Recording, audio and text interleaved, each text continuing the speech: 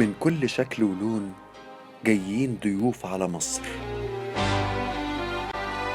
أجمل بلاد الكون وآثارها مالها حصر. فرعوني، قبطي، إسلامي،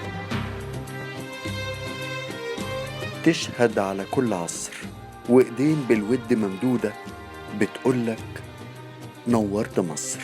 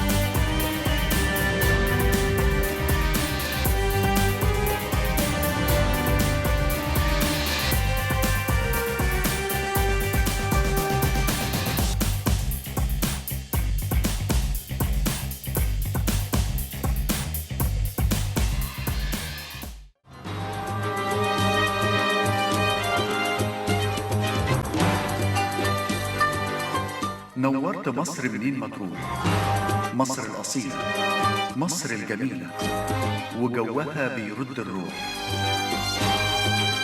نورت مصر بلاد طيبة، مصر الهرم، أهل الكرم وقلبهم مليان طيبة. نورت مصر.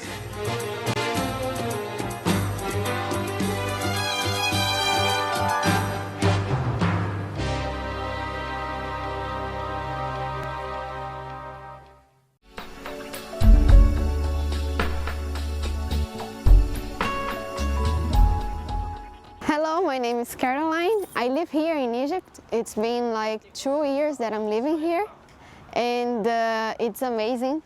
At first, when you arrive, it's so different, but also the people are kind, the people are generous, and it makes easier for you to adjust yourself here in Egypt. For my friends in Brazil, for sure I'll say come visit, because this will open your mind and will increase your culture in different ways. I visit here already Dahab, Sahel Hashish, Alexandria, and here the thing that I like the most to eat is Ahmed's mother food. She cooks really good, and I like the kobeba, and the kobeba is the most thing that I like. Also the liver that she makes. I don't know, the koshari also, it's really good. El molkhaya is kwaisawi.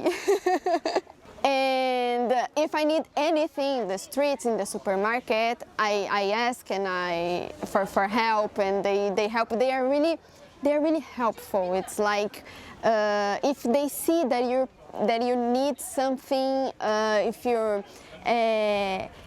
they will do everything for you to have the best moment of your life in their country. And this is what I say, that they are kind, and they are how do I say it? They are they want you to have the best experience here as possible. So they will do everything for you.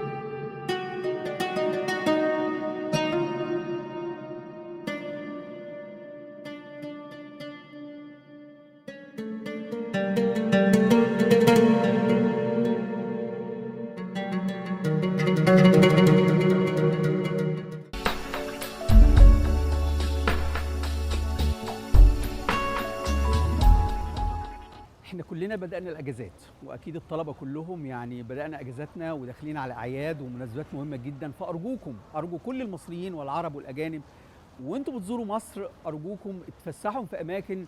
مش هي مصر مش هي الهرم وسقارة والجمل، لا والله، مصر أو الأقصر وأسوان فقط. مصر فيها أماكن كتير جدا جدا. أرجوكم لما تزوروا، أرجوكم يا مصريين وعرب وأجانب زوروا هذه الأماكن. هبتدي من مكان فريد كتير جدا جدا ما يعرفش عنه حاجة، هي منطقة المطرية.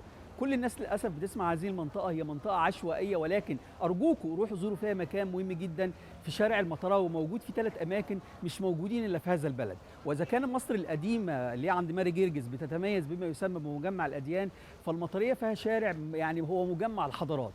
فاوله ارجوكم زوروا، هو حوالي بالظبط كيلو ونص. فاول الكيلو ونص ده هنلاقي ما يسمى بجامع احمد او سيد المطراوي، او المطراوي ده مشهور جدا وهو جامع من العصر العثماني مهم قوي. بعد كده بشويه ب 500 متر هنلاقوا احد مزارات العائله المقدسه، او احد الاماكن التي استقرت فيها العائله المقدسه. هنشوف 3 اجيال للشجره اللي هي شجره مريم، هي شجره الجميز اللي هي يعني اختبأت تحتها، ثم الجيل الثاني والجيل الثالث اللي ما زال اخضر حتى الان، وجنبها كنيسه مهمه جدا جدا هي كنيسه العذراء. هتشوف المزود او الحمام الذي تحمم فيه السيد المسيح، هنشوف البير الذي تحمم فيه السيد المسيح. فهو مكان مهما احكي لكم عنه لن تصدقوه. ثم بعد 500 متر هنلاقي اقدم مسله. واحد يقول لي مسله، والله دي اقدم مسله، حوالي 20 متر و4 من حجر الجرانيت الوردي، مسله بتاعه الملك سنسرت الاول، موجوده في متحف صغير مهم جدا فيه حوالي 200 قطعه، هنستمتع فيه بجول الحضاره المصريه. فهي دعوه المكان فريد جدا جدا جدا. ارجوكم برضو لما نبقى في ميدان التحرير لا نكتفي بزياره المتحف المصري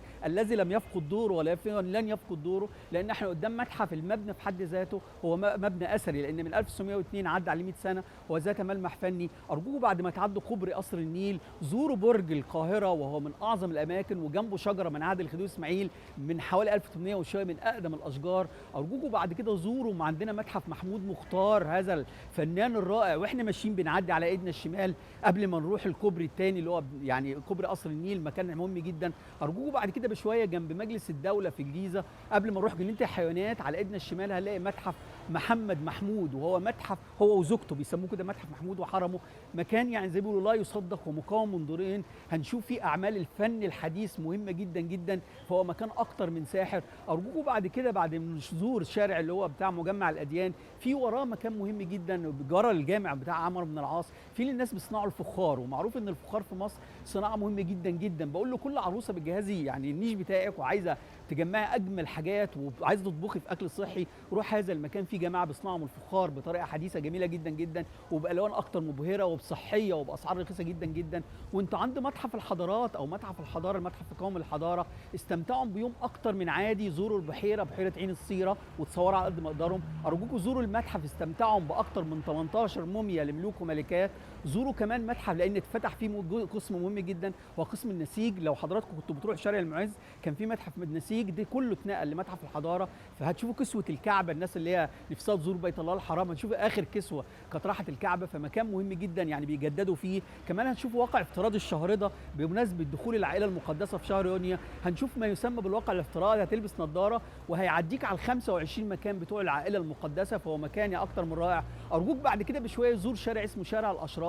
واحد يقول لي مين شارع الاشراف؟ هو شارع اجمل، انا بعتبره اجمل واهم من شارع المعز، بيسموه البقيع الثاني لانه في موجود فيه مجموعه، هو شارع سياحي مهم جدا ولسه مفتتح قريب، موجود فيه يعني مجموعه من مزارات الرؤيه لا للبيت، اجسامهم مش موجوده ولكن بيسموها مزار رؤيه. في السيده رقينه ودي موجود ورا ظهر السيده زينب، في مسجد السيده رقيه، السيده سكينه، في جامع كمان في مسجد ابن سيرين المشهور اللي هو مفسر احرام. سيرين دي اخت ماريا القبطيه التي تزوجها سيد الخلق سيدنا محمد. فالمكان ده ومكان مبهر ورائع وجميل، الشارع اللي بنسميه شارع الاشراف. فانا بقول لكم القاهره او مصر كلها يا جماعه هي مش مجرد الاقصر واسوان. ارجوكم زوروا الفيوم، لان الفيوم دي يعني فيها كل الحضارات، فيها كل الاثار، فيها جامع، فيها يعني هرم مهم جدا اسمه هرم اللاهون، في هرم لسنسرت، فيها قريه مهمه جدا. بعد ما تقضوا اليوم بتاعكم في يوم زوروا قريه تونس، وهي قريه مهمه جدا جدا، هناكل ونشرب ونتفسح. وعملتها سيده يعني سويسريه كانت مرات الشاعر سيد حجاب، السيده ايفلين، دي مهم جدا الله يرحمها، ماتت منذ عده ايام. وبالتالي ارجوكم زوروا الفيوم، فيها طبعا الريان، شلالات الريان، فيها كمان وادي اسمه وادي الحيتان من اكثر من 2 ملايين السنين هنقدر نصور محميه طبيعيه للحيتان اللي بقى لها الاف السنوات، وبالتالي مصر لا تقتصر فقط على الهرم او سقاره او الاقصر واسوان. فدعوه لكل المصريين والعرب والاجانب استمتعوا بهذا البلد. وقبل ما اختم يهمني من هذا يعني المكان اللي واقف فيه هو متحف المركبات الملكيه، هذا المكان اللي انا بعتبره تحفه فنيه معماريه. دعوه لكل المصريين زوروا هذا المتحف الرائع اللي هو بيستعرض تاريخ المركبات الملكيه في فتره مهمه جدا. هنستمتع يعني بمركبات الامراء والاميرات والملوك والاستقبالات وكسوه الكعبه. فبالتالي هي دعوه لكل الناس، ارجوكم زوروا الاماكن اللي هي متداريه في مصر. الصيف ده نأجز هنا عندي وتعيش معانا جو مصري، نلحق الموسم من بدري ونلف لفة جديدة حصري. جونا حاجة تجنن، حالة جديدة حلوة جدا، كوباية الشاي هنا حاجة تانية، ده الليل هنا لوحده دنيا. للفجر نسهر للفجر، ده مفيش ولا يوم بيخلص في مصر، كل حاجة فيها أصلي، حتى الجو جو مصري، زي الهوا اليوم هيجري، تعالى بس ومش هتمشي، كل قعدة فيها فسحة، كل حتة وليها روحها، ناس تيجي هترد روحها، وأنا هحكي لي تعالى شوفها. My name is Marco, I'm from Roma, Italy. First time visiting Egypt with a friend of mine. We think it's really beautiful, people is so nice, everything is so nice. We've been to Giza, to Saqqara, now we are in Cairo, visiting all the stuff, visiting the Egyptian Museum that we think is very, very huge and amazing. Citadel is so nice. There is a beautiful landscape of all the city, so we really recommend to see Cittadella to all the tourists. Then we will move, we will go to Luxor, Aswan, Abu Simbel, then to the sea, to the Red Sea, also to Sharm el Sheikh. So everything is going very well. The food is amazing, so tasty, and also Egyptian people is so friendly, so kind. So it's a beautiful holiday. I suggest to everybody to come in here and to enjoy Egypt. I totally suggest to all my friends, to all the Italians to come in here. It's a peaceful country, full of good people, and you can really relax, enjoy, and visiting a lot of interesting things.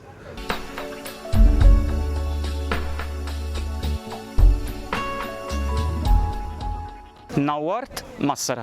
نورت مصر.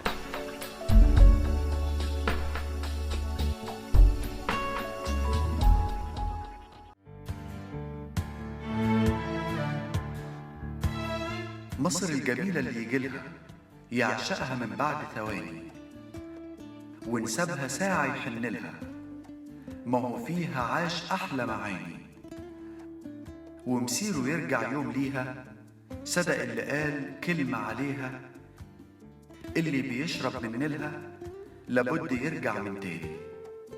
نورت مصر.